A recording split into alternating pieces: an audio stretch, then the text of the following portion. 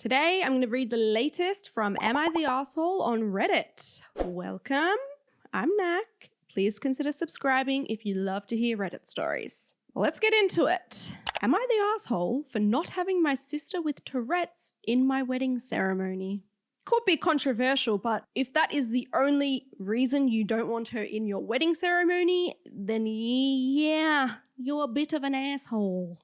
I, 28-year-old female, am getting married to my fiancé, Max, 25-year-old male, this summer.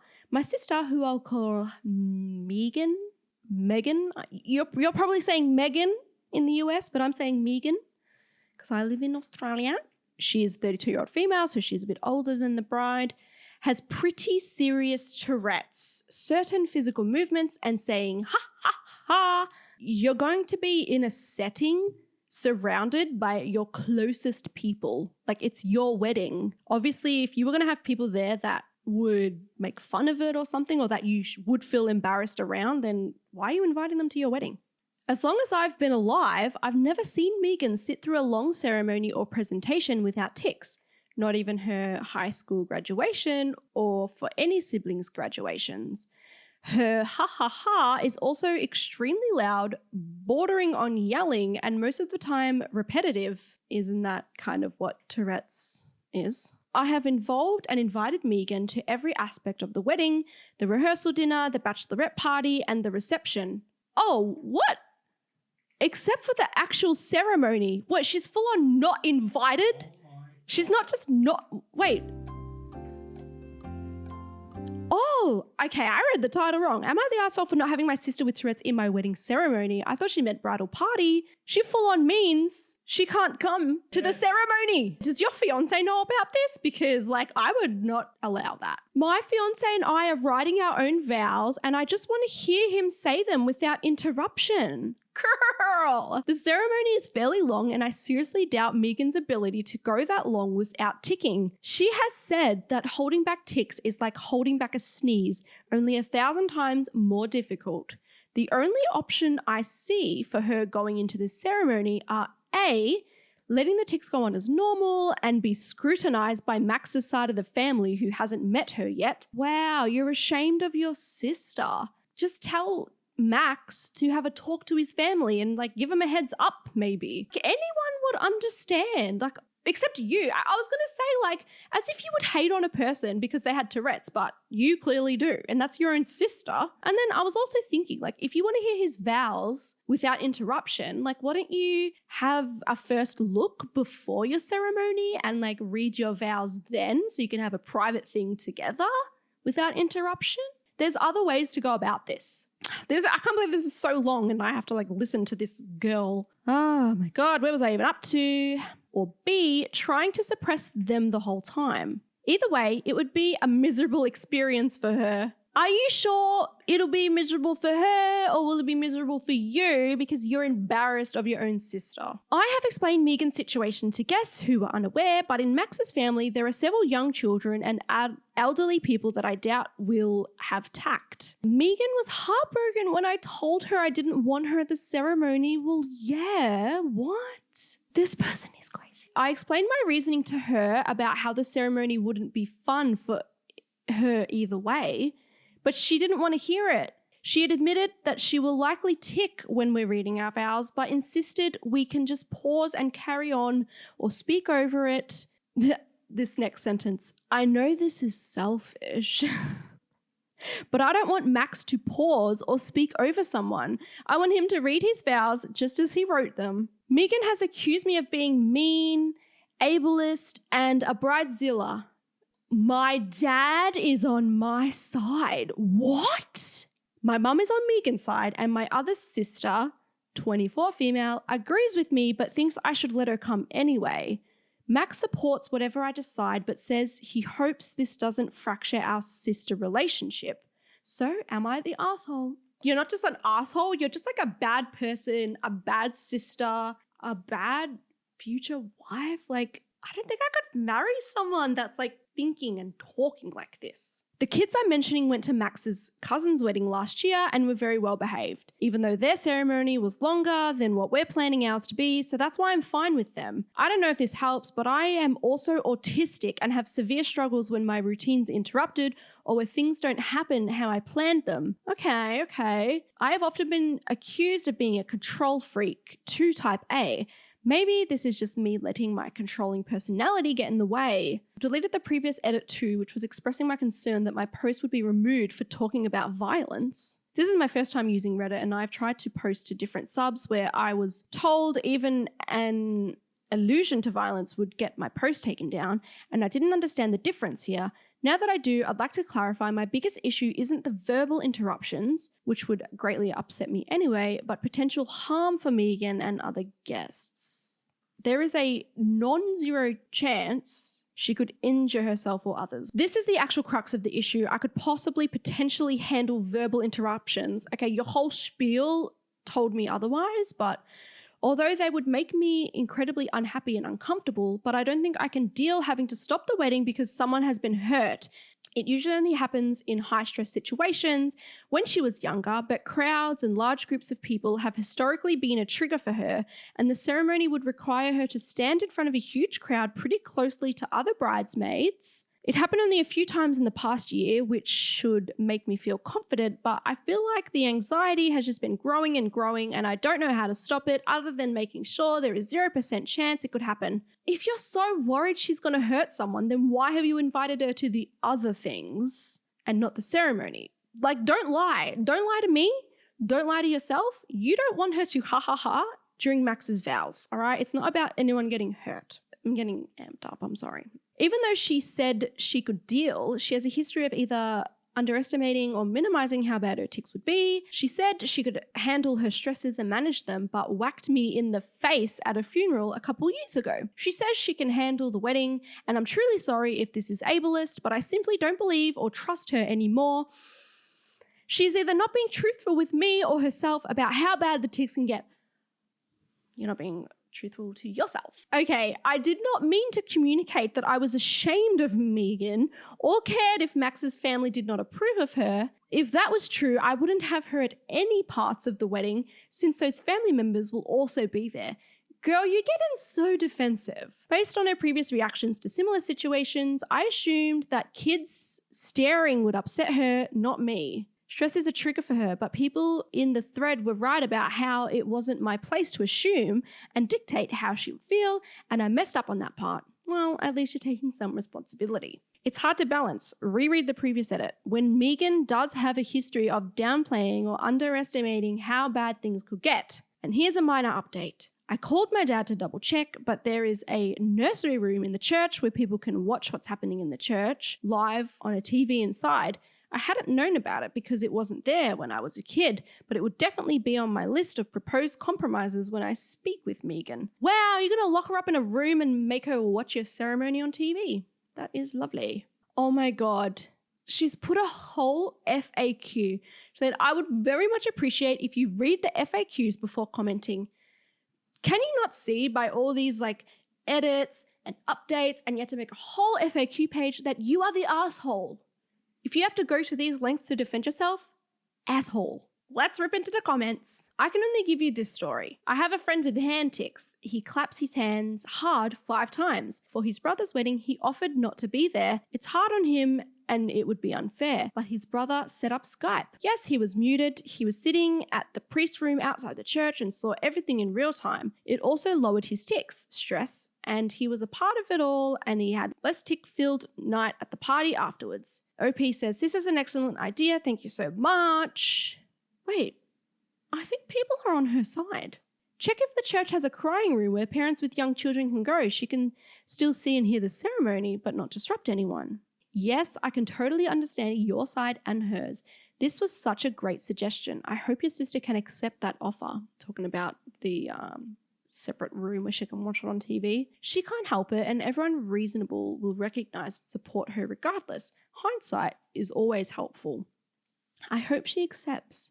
People are on her side. This is unbelievable.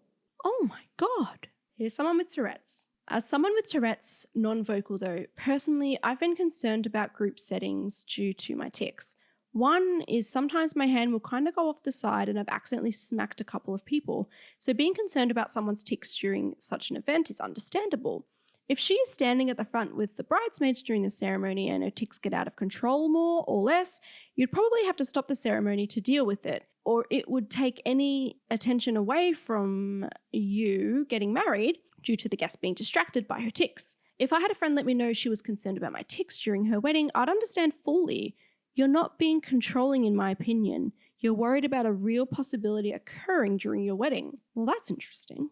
Oh my gosh. Someone said it's almost like the sister, Megan, wants the ceremony to not be happy and special for the original poster. What? Yes, that's why I'm so almost genuinely angry as I'm reading this. And some of these comments, the sister isn't sad or upset. She's furious, throwing a literal temper tantrum. It did say she was upset, didn't it? And demanding to be involved. And we got so many examples here in the comments of people with disabilities whose close friends or relatives were getting married, and these folks took it upon themselves to graciously bow out or state right off the bat that they knew it wouldn't be a good idea for them to be there. Tourette's is not a mental illness. This is making me feel like an asshole for so many people saying that she's not an asshole. I can't. Everyone in this forum, you're all assholes. I don't know. Can you guys let me know? Like, am I the asshole for thinking that she's an asshole when no one else seems to think that? What the heck? Let me know, please. Like, maybe if the sister voiced that she's uncomfortable and like, but she hasn't. All she's voiced is that she's like upset about it. Am I the asshole for refusing to babysit my sister's kids for free anymore? I would say yes, but also like it's a mixed reaction. It's not your kids. Like you didn't choose for your sister to have kids for you to look after. Let's read it and find out. I, 28-year-old female, have been babysitting my sister's 35-year-old female's 3 kids, ages 4, 7, and 9, for years whenever she needs a break or has work commitments. I love my nieces and nephew, and I understand parenting is tough, but it's getting to a point where I feel like I'm being taken advantage of.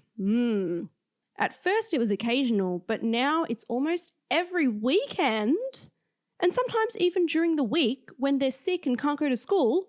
What? I work a full-time job and my weekends are my only free time to relax or catch up on personal things. My sister, however, assumes I'm always available, often texting me last minute to drop them off for a few hours that turn into entire days. Okay. I only needed to read like the first paragraph. Recently, I told her that I'd be happy to continue babysitting, but I'd like to be compensated, even if it's just a little bit to cover my time. She got really upset and said family shouldn't charge family, and accused me of being selfish because I don't have kids and don't understand what it's like. I feel guilty because I know she's a single mum and struggling, but at the same time, I feel like my kindness is being taken for granted. Our parents think I should just help out because that's what sisters do, but I'm starting to feel resentful. Am I the asshole for asking to be paid for babysitting? I don't think you should ask to be paid. I think you should say that you can't. Like, just don't do it at all. Let's read the comments. Not the asshole. I have a feeling it's not actually about the payment, but lack of respect for your time. I would convey that to your sister, giving her the benefit of the doubt that she doesn't realize how it impacts you, but no matter what you do, you're not the A. If your parents have a problem, they can babysit or pay for the babysitter. I don't get why. Does she know you work a full-time job? Like, why does she think you have all this time? I would just not babysit for her anymore. You are entitled to your free time. She decided to have children, not you. They are her responsibility. Why aren't your parents, their grandparents, watching them? Since family helps family, they need to step up. I agree. Don't answer the phone when she calls and don't answer the door. And if she leaves the kid on your doorstep, that's when you call the authorities. Okay, that's a bit much. What? Let's get into this one because I feel like I have some opinions. Am I the asshole for not letting my sister's dog stay at my house even though she's in the hospital? Yes. Yes, you are. So here's the situation. My sister, 29F, was recently admitted to the hospital for an unexpected surgery and will need to stay there for at least a week. She called me, 33-year-old male, in a panic asking if I could take care of her dog, Bailey, for the time being. Now, I love my sister, but here's the thing. I'm not a dog person at all. I've always made this clear. My house is meticulously clean and I'm not comfortable with animals inside. I also work long hours and my schedule doesn't leave much time for walks or proper care. I mean, that's fair enough. The schedule thing. You not being a dog person, like, I just don't get how there's people that aren't dog people in this world. Like, dogs are the cutest thing. I told her I couldn't do it and she got really upset, saying I was being selfish. She said Bailey is really well behaved and that it would be just temporary. I suggest she ask one of her friends or hire a pet sitter, but apparently her best friend is out of town and she can't afford a sitter right now. She started crying and said I was abandoning her when she needed me most. I feel bad, but I don't think it's fair for her to expect me to drop everything and rearrange my life to accommodate her dog. I feel like I've been clear about my boundaries regarding pets. My parents are on her side and calling me an a-hole for not helping my poor sister in her time of need, but they live several hours away and can't take the dog either. I feel stuck. Well, why can't they take the dog? I'm guessing maybe he means several hour flight, not drive, and that's why they can't get the dog. Oh yes, we need more information. The comments are asking for more information. Where are you located? If we happen to live in the same area, I will help take care of the dog. That's so nice. Not a random Redditor being more willing to take care of a random woman's dog than her own brother. Yeah, actually though, OP should be ashamed for bitching online instead of trying to help their sister find a solution. Yeah, that was my first thought. Like, okay, you're not a dog person and fair enough, your schedule doesn't allow for it. You can't just take, time off work to stay home with this dog. But maybe you could try and help her find someone to look after the dog rather than just say it's her problem. I mean, shit, OP can't post on some local Facebook group, hey, my sister needs somebody to take care of her dog for a couple of days and I can't do it. It's not hard to figure something out when you make more than zero effort. There are doggy day camps, kennels, pet sitters, neighbors, local teenagers. There are so many options when you're not busy being a dick about, but I don't like dogs. Sure, the dog isn't his responsibility, but his attitude still makes him the a-hole. This guy's getting ripped into. Yeah, maintaining a clean house is far more important than helping a sister in an emergency and decreasing any trauma her dog may experience in the process. The dog's not his responsibility, and I'm not saying that he should look after the dog. I'm saying that he should be more helpful in trying to find someone to look after the dog or offer to pay for a dog sitter. I don't know. What's family for? It's not his responsibility, but I think he should lead with, I don't have the time in my schedule to properly look after your dog, not, I don't like dogs, my house is too clean to have a dog. Like, dude, you're going about it the wrong way and you are a bit of an a-hole. I hate cats.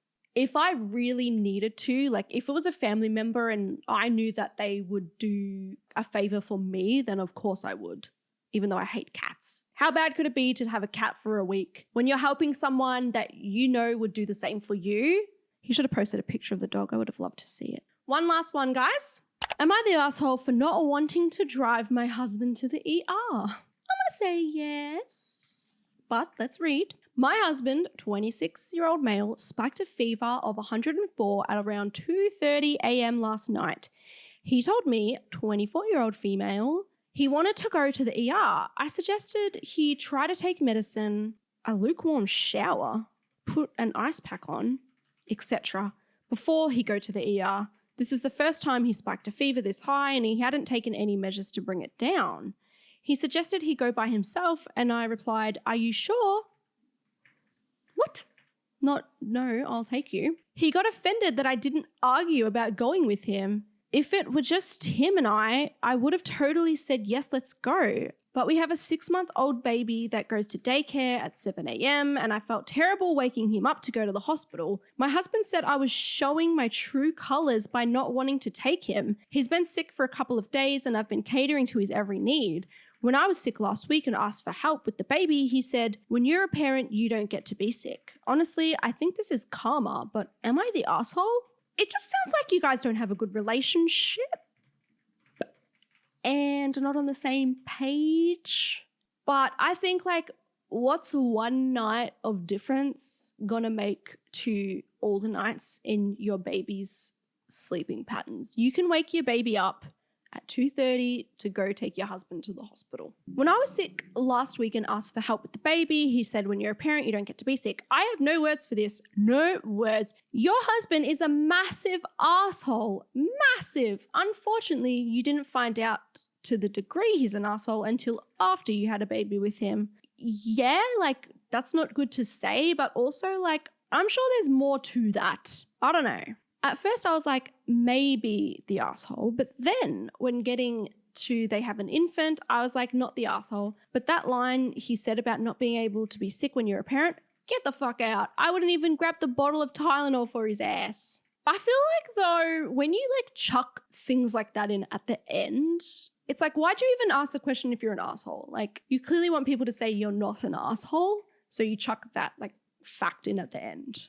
OP was not the asshole for me the moment she said that her husband took no measures to bring the fever down himself. The first thing the ER would ask if he did those things and then give him Tylenol, but charge hundreds of dollars for it. I need an update. Like, what ended up happening to this guy? Like, why did he get a fever? I don't know. Has anyone been to the ER? I don't know how they are in America, but in Australia, like, if you go, you're literally waiting for hours. So if you feel the need, like if you feel so sick that you need to go to the ER, then you must be really sick, as if you don't drive your husband there. I don't know. I guess you're just in a bad relationship and like you're both the asshole in sickness and in health. So you should have driven him to the hospital, but also I guess he should have not said whatever you said he said and maybe tried something else. But like, yeah, I don't know. If he felt the need to go to the ER, then he must have been feeling pretty bad. And for you to like shrug it off, it's not that nice. But once again, I could be wrong. Can you guys please let me know? Oh, okay. I know I said that one was going to be my last one, but this one's pretty juicy. Okay, this is the last one.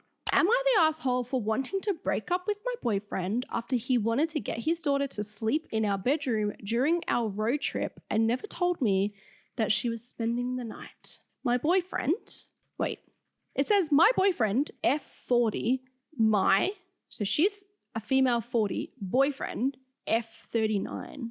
Is the boyfriend a girl? Is that a typo? I'm just going to assume it's a man. And I took a road trip to celebrate my career milestone. I cut it short after 4 days and I'm currently leaning towards ending our relationship. How long have you been together? We planned it for 12 weeks. I covered the accommodations and he would cover meals and fuel. We were to leave by 6 a.m. on the first day, but he didn't show up until early in the afternoon after constantly telling me that he was already out of his house, but then I had to call him because it doesn't take hours to get to my place. First, it was his family needing something. Then he had to meet with a coworker.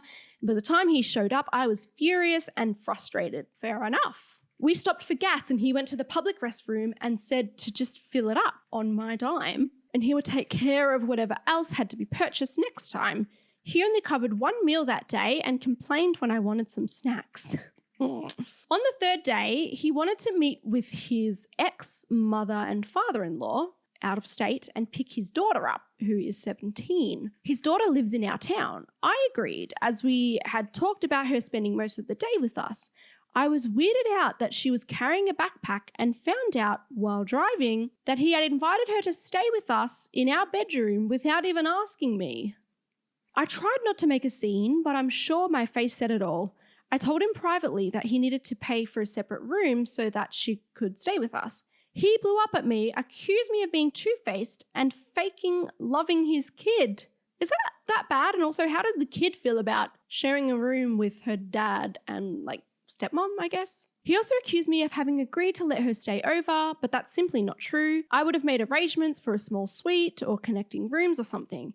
Our room had no spare bed and we had planned on having sex every night. I would not be comfortable having to squeeze myself in bed with them. Wait, they're all going to share a bed?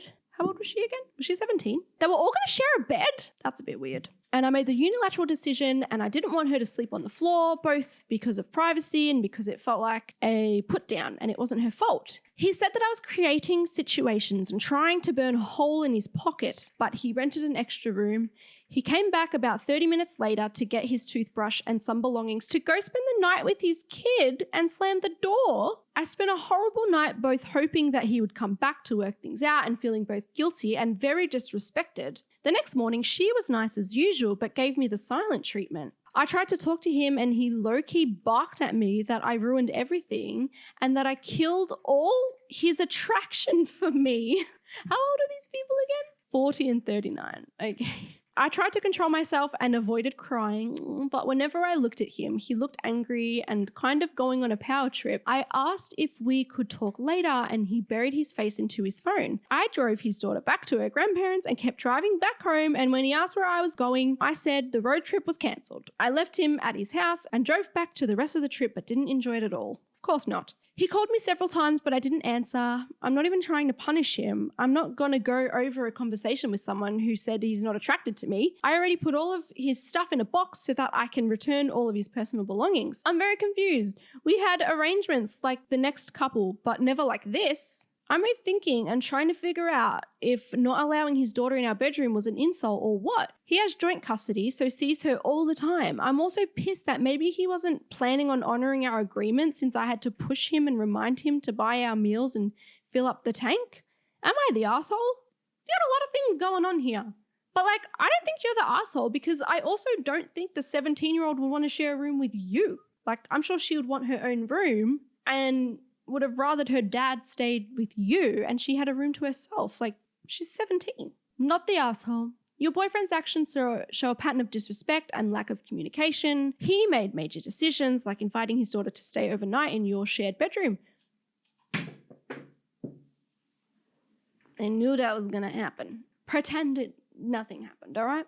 Without consulting you, which is a boundary issue. His reaction, anger, silent treatment, and accusing you of being two-faced was unfair and dismissive. Add to that his disregard for financial agreements during the trip and showing up late, and it's understandable why you feel frustrated. You're not obligated to stay in a relationship where you feel disrespected or unimportant. Trust your instincts. Yeah, I really want to know how long you've been together for, but if you're already tit for tat on the money thing, I don't know, I'd get rid of him, personally. Someone said, I don't know how long she's been with him, but it's too long. Yeah, I agree. Dude, for real, if my dad had a girlfriend and tried to get me to sleep in bed with them at 17 years old, I'd say fuck that and sleep on the floor or use any money I have saved to get my own room. I agree. Does he not get it? A 17-year-old doesn't want to sleep with her dad and his girlfriend in the same bed. At least he should sleep on the floor, maybe. I don't know. This guy's whack. But I'm glad I could end on one that I agreed with the Redditors because I was starting to feel like a real asshole. Anyways, thanks for watching. There's going to be more where this came from, so please subscribe if you liked what you saw. If you want me to read any other kind of Reddit threads, let me know. But other than that, hope you guys have a good day.